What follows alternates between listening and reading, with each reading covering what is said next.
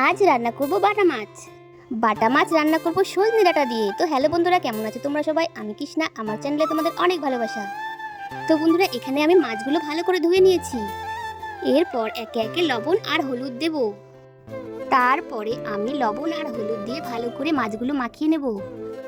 আর এই দিকে দেখো বন্ধুরা, আমি কড়াইয়ে তেল গরম করতে বসিয়ে দিয়েছি। এইবার একে একে আমি কড়াইয়ের মধ্যে মাছগুলো দিয়ে দিলাম। আর এইদিকে আমি বসে পড়েছি ডাঁটা কাটতে আর আলু কাটতে।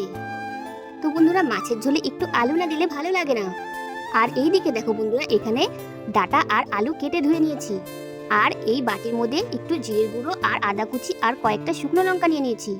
তো বন্ধুরা, এদিকে আমার মাছ ভাজা হয়ে গেছে আর অন্যদিকে আমি মশলাটা পেস্ট করে নিয়েছি। এরপর মাছ ভাজা তেলের মধ্যে আমি কিছু পরিমাণ জিরে দিয়ে দেবো।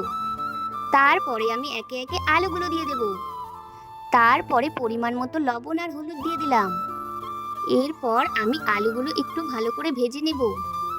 তো বন্ধুরা, আমার আলুগুলো ভাজা কমপ্লিট।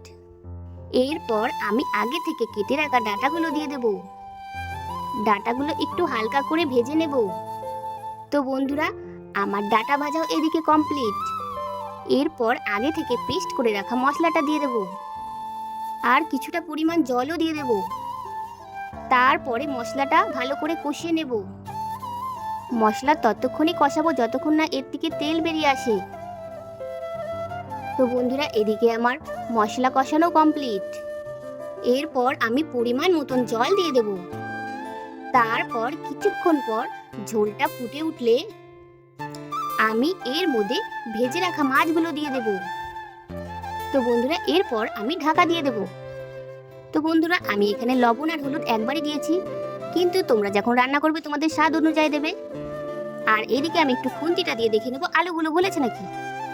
তো বন্ধুরা, এদিকে আমার আলু গলে গেছে আর এদিকে আমার মাছের ঝোল রান্না একদম রেডি।